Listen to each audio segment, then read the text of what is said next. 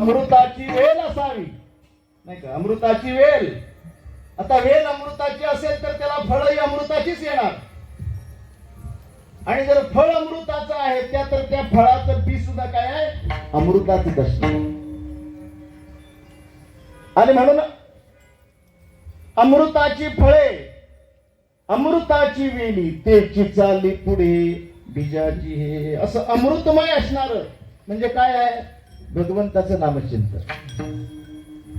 आणि म्हणून तुकोबारा या ठिकाणी वर्णन करताना सांगतात, ऐशियाचा संग दे नारायण देवा, मला त्यांचा संग दे, त्यांचा सहवास दे, त्यांची सोबत दे.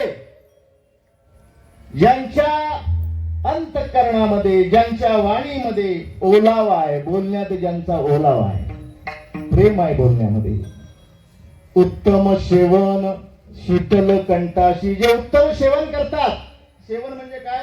नुसतं खाणं एवढाच अर्थ सेवन या शब्दाचा नाही.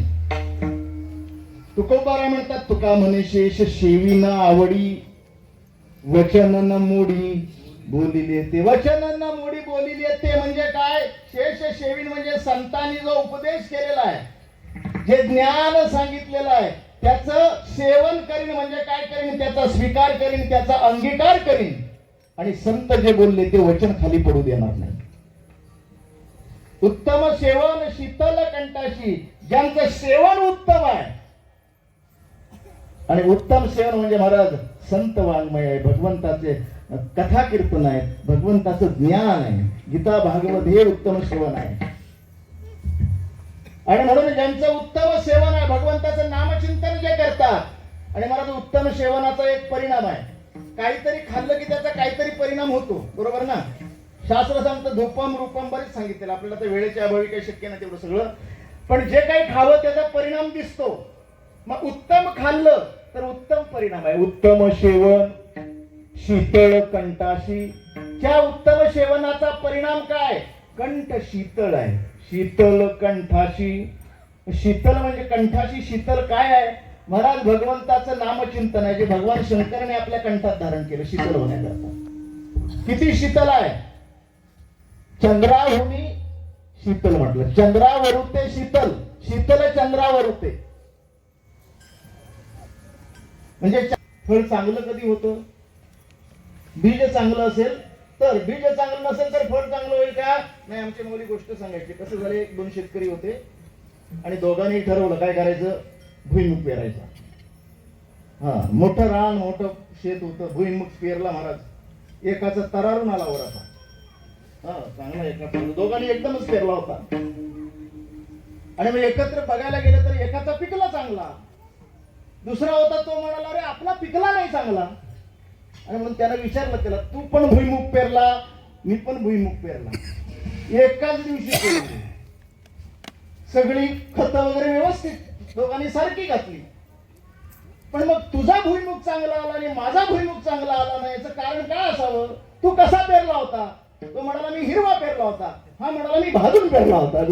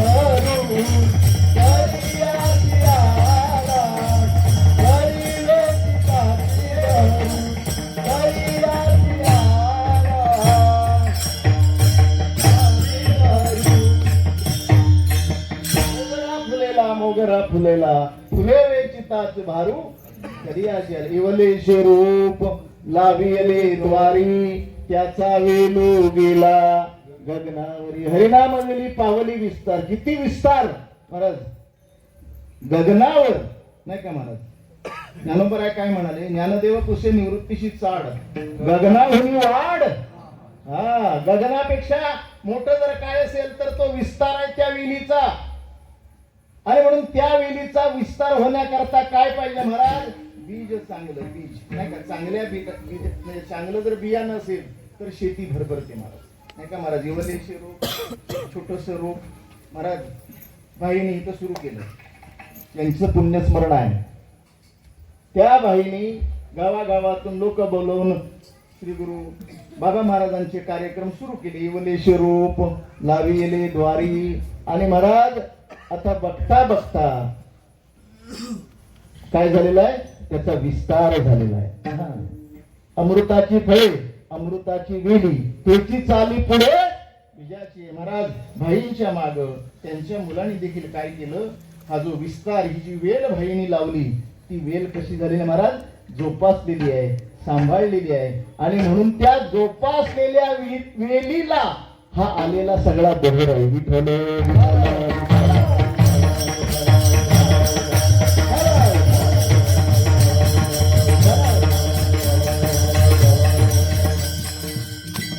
आणि म्हणून हा सगळा बहर आहे. म्हणून गेली 7 दिवस काय झालं महाराज, इथं आपण सगळ्यांनीच तुम्ही आम्ही सगळ्यांनीच अत्यंत प्रेमानं भगवान रामरायाची कथा म्हणजे रामायण ऐकलं. आणि त्या रामायणाच्या आज भाईंची पुण्यतिथीचा पर्व काळ आणि त्या दिवशी चैत्र शुद्ध प्रतिपदेपासून सुरू असणार आपलं हे श्री रामायण.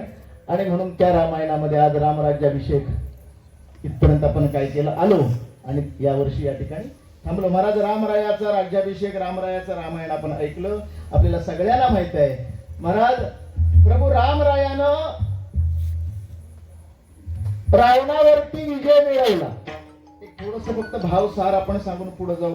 रामायण म्हणजे आपल्याला असं म्हणजे आता आम्ही रामायण ऐकलं महाराज फार गोड. आणि मला तर आनंद आहे की एकदा जी आली ती 7 दिवस आली.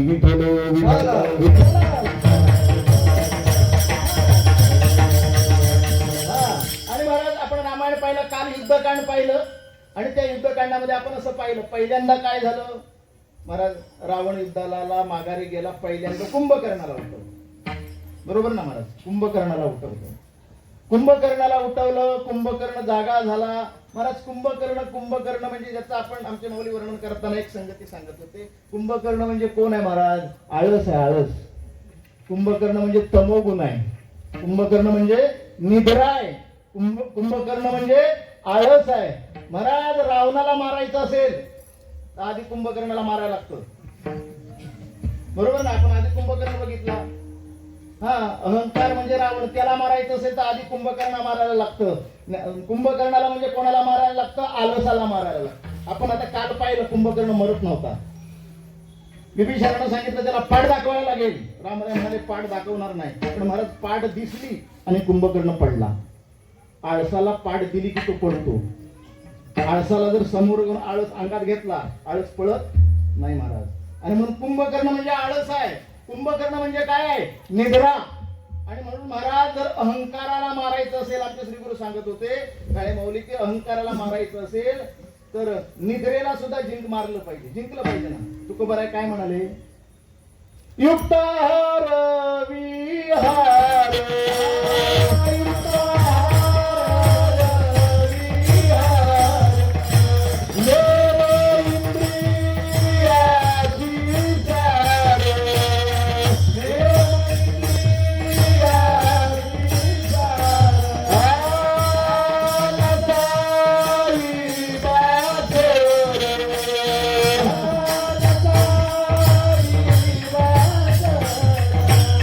निद्रा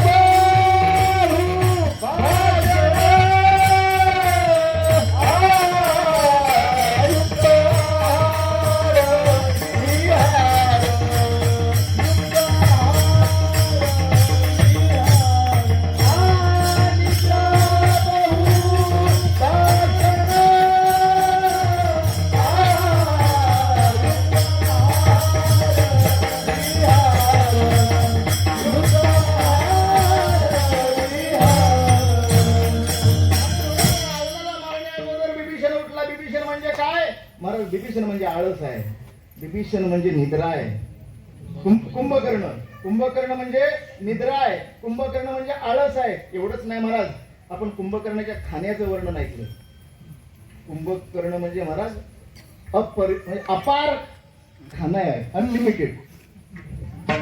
हा, त्याची भूकच भागायची नाही महाराज. ज्याला साधक व्हायचे ना महाराज, त्याने या 3 गोष्टी जपाव्या. काय? लोलुप्य ते काय, निद्रे ते जिनावे. लोलुप्य ते काय, निद्रे ते जिनावे, भोजन करावे परिमित. ज्याला साधना करायचे, ज्याला परमार्थ करायचे, ज्याला अहंकाराला मारायचे रावणाला, त्यानं काय करावं? निद्रेला जिंकावं म्हणतात. काय करावं? आहार कमी करावा, म्हणजे परिमित खावं. परिमित म्हणजे शंकराचार्य असं म्हणायचे की आहार, भूक हा आजार आहे समजून आहार हे औषध घ्यावं. काय म्हणायचे? भूक हा आजार आहे समजून आहार म्हणजे जेवण हे औषधासारखं घ्यावं. मग काय होतं? जेवण जर अति घेतलं की मग औषध आहारासारखं घ्यायला लागतं.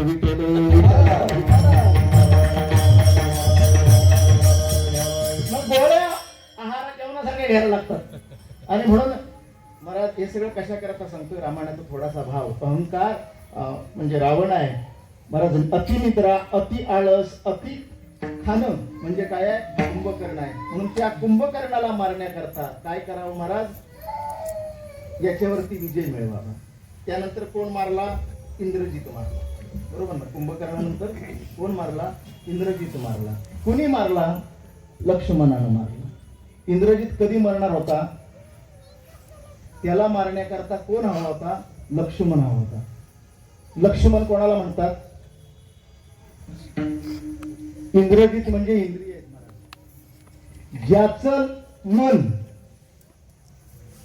लक्ष्मण कोण महाराज? ज्याचं लक्ष मनावर, तो लक्ष्मण. मनावर म्हणजे मन हे महाराज सगळ्या इंद्रियांमधलं राजा आहे. कसं असतं? प्रजेला काही बंधनं पाळायला लागतात. राजा मन राजा एक देहपुरी, त्याशी नांदतो असे दोघी नारी. ह्या मनाचा आणि इंद्रियांचा फरक काय बघा. एका इंद्रियाला एकच विषय उपभोगता येतो. म्हणजे ज्ञानोबा सांगतात एका ठिकाणी बघा, आपण फार चांगली बासुंदी केली, फार चांगली बासुंदी बनवली, अगदी उत्कृष्ट चवीची, आणि फार आवडते म्हणून ती कानात ओतली. काय पोटातच जायला पाहिजे ना. ती कानात ओतली, चालेल का हो महाराज?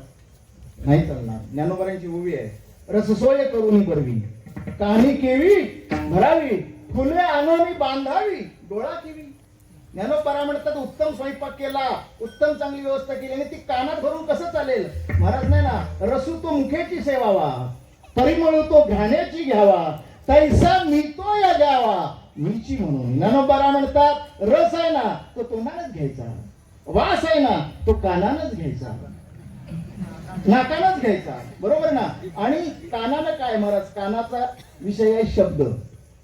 कारण कान हे इंद्रिय फक्त शब्दाशिवाय दुसरे काय ऐकत नाही. नाक हे इंद्रिय एकच काम करतो, वास घ्यायचा. बरोबर ना? म्हणजे एका इंद्रियाला एक एकच विषय उपभोगता येतो, एक एकच काम करता येतं. पण मन हे असं आहे ना महाराज, ते सगळं करतं, कारण राजा आहे. आणि म्हणून त्या आणि सगळ्या इंद्रियामधलं बलिष्ठ इंद्रिय आहे. आणि म्हणून त्या इंद्रियाला जर संयमित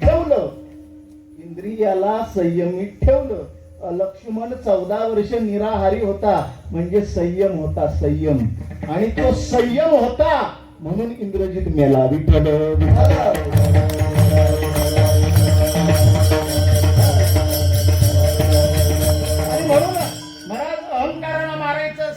तर झोपेला जिंकलं पाहिजे, निद्रेला जिंकलं पाहिजे, आहाराला जिंकलं पाहिजे.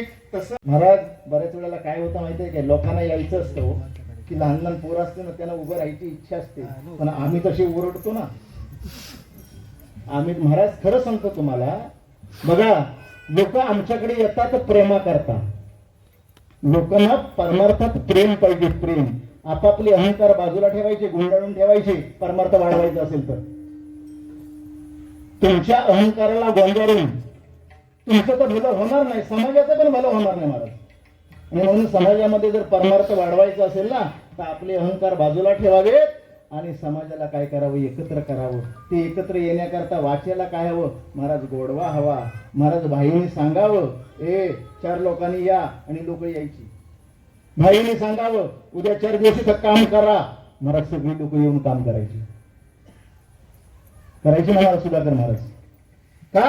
ओलावा वचना दयाच्या. त्यांच्या वाचेला ओलावा होता, बोलण्याला गोडवा होता. महाराज आम्हाला परमार्थ वाढवायचा असेल तर आम्ही निदान बाकी काही नाही केलं तरी चांगलं बोलूया. ज्यायोगे काय होईल, लोकांना आवड वाटेल, लोकांना यावं वाटेल. आणि म्हणून त्या ठिकाणी संतांचं बोलणं कसं असतं महाराज, प्रसंगी तिखट असतं पण प्रसंगी गोडही असतं. आणि म्हणून ज्यांच्या वाणीला गोडवा आहे, कशाचा गोडवा वाणीला, नामस्मरणाचा, उपासनेचा, साधनेचा. आणि म्हणून अशांची संगत द्या. तुकोबाराया या अभंगामध्ये भगवंताकडे प्रार्थना करतात. विठ्ठल